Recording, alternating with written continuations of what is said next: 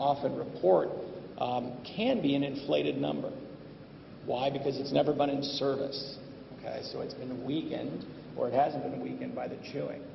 But when we adhere something to a tooth and immediately break it off, or break it off in 48 hours, we'll get a relatively high bond strength, as opposed to establishing a bond where you bond something on, and you sit here and wiggle that joint, you bounce on that joint for 6 months, but you don't break it, you just bounce on it.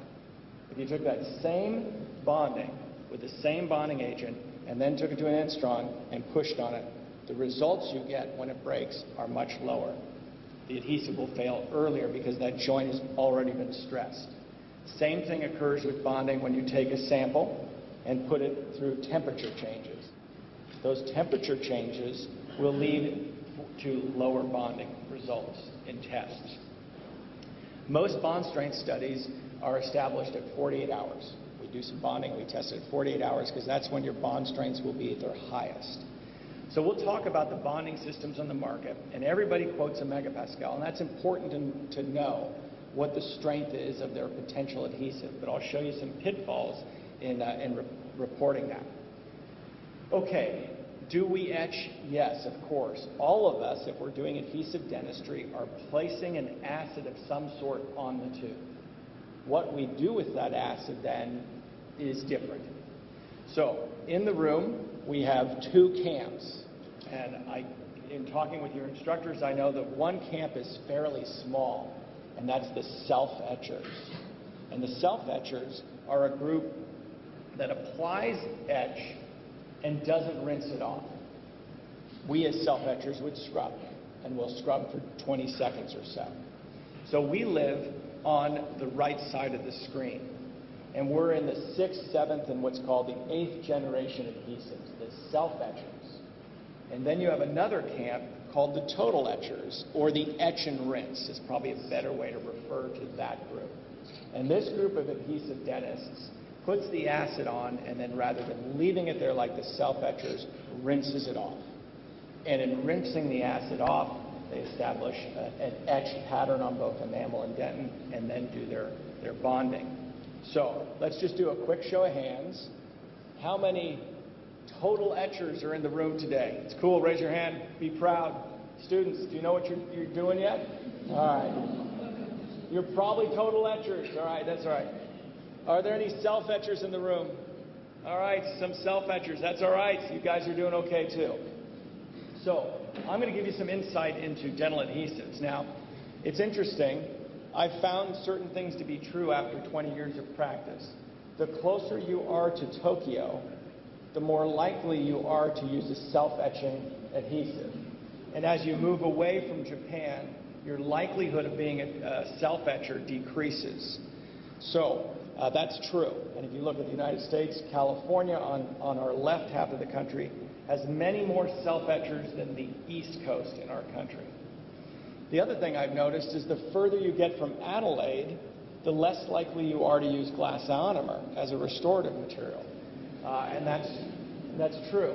It's just the reality, and that's the reality we live in. So when you talk about bonding agents and bonding systems, oftentimes a preference for one or the other is based in science and region, meaning who makes it. So for instance, if you live in Minnesota, it's in all likelihood that you're a 3M bonder, because that is the home of 3M. If you live in California, it's very likely that you are a Kerr bonder, Optibond, Optibond FL, Optibond XTR, one of the bonding agents from Kerr. If you live on the east coast of our country, it's very likely that you're a Dentsupply user, a Prime and Bond user, and that's just the reality. So historically, we've got bonding systems that were given to us in different generations. The 1st through the 4th generation are what are called the 3-step total etch systems. Those of you at this school probably won't be 4th generation bonders, but these bonders are still alive and kicking, and they do actually quite well. What they do is they apply an etch, they rinse it off, they dry the dentin, they apply a hydrophilic primer, and then a bonding agent, and can get very high bond strengths on both dentin and enamel. And then there's the 5th generation, And most of us in the room, without taking a show of hands, will be fifth-generation bonders.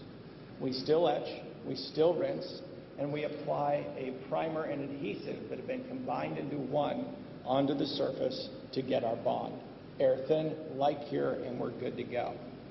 So the fourth generation in the United States have mounted a comeback. And that's because so many individuals went first, second, third, fourth, fifth, sixth, seventh, eighth, and had so many issues, they ran, and they ran way back. They went back as far as they could. And others have very successfully stayed in the fourth, fifth, and sixth. So the fourth generation products are making a resurgence in the States, and you see that actually now occurring worldwide. And these bonding agents, like OptiBond FL, have very high bond strengths to both enamel and dentin. The real reason dentists move away from the fourth generations was to simplify their lives, because essentially we took a three-step technique to a two-step technique and did that very easily. So when we talk about the fourth generation bonders, basically we're going to apply the same etch as we do in a technique that the fifth generation would use, but we rinse that out, and the instructions will always say you dry. And there was no question of what dry was. It's simple. The tooth is dry. It's desiccated. That's fine. And that's because we would add back to it a very hydrophilic primer. So when we dry dentin, we see a collapse of the collagen network. And this collagen network, when desiccated, can fall over the dentin tubules. And until the dentin is re-wet, the collagen network won't be reinvigorated. So when we apply a primer, its job is to re-wet the surface. Well, guess what? Primers do it beautifully. They're hydrophilic. They love dry surfaces. They're like a sponge, and when you put a sponge on water, it soaks it right up. So they work really well as re-wetting the dentin surface. When you re-wet the dentin surface, things change. The collagen network reinvigorates, and you then place your bonding agent, your bis-GMA-based bonding agent, as a third component. And it's very predictable bonding when we use these. Problem is, they're 3 steps, and dentists didn't love 3 steps. So this is what the dentin looks like once it's been re-wet by a primer. The collagen network is standing upright, and we would go ahead and apply our bisphenol, our bis-GNA, and get our adhesion with that. Now, that's pretty simple, a simple technique. And with the 5th generation bonders, we combine the primer and the adhesive. So with the 4th generation bonders, if you ask a 4th generation bonder, do you have sensitivity? Most of them will say, no, I really don't. I don't get sensitivity. It's very predictable. If you ask a 5th generation bonder, if they're well managing the bonding, they'll say, no, I don't have any sensitivity either. But some do, and I'll explain why that is. So when we talk about this bonding, when we go to the 5th generation, we combine this primer and adhesive into one. So you guys, I understand, will be using OptiBond Solo Plus. That's Kerr's 5th generation bonding agent. And it has an etching component that you'll use, and it has a primer and adhesive combined into one. When we do that, we take a hydrophilic primer and a hydrophobic bonding agent and create a liquid that now is no longer as hydrophilic. It's slightly on the hydrophobic side. And as such, all 5th generation bonders have to leave the dentin surface moist. So when your students start using OptiBond Solo Plus, it's critical that you leave the surface moist. If you dry like the 4th generation bonders, 2 things occurs. You will dehydrate the tooth to the point where your OptiBond Solo Plus may not be able to re-wet the surface adequately. And if that occurs, you will have sensitivity or potentially sensitivity. And the patients will report to you 2 types of sensitivity: to bite and to cold. They'll say, every time I bite, or sometimes when I bite and release, it hurts. And your restoration will not be high. It's not an occlusal issue. It's a dentin bonding issue. So if you over dry, you'll have that potential.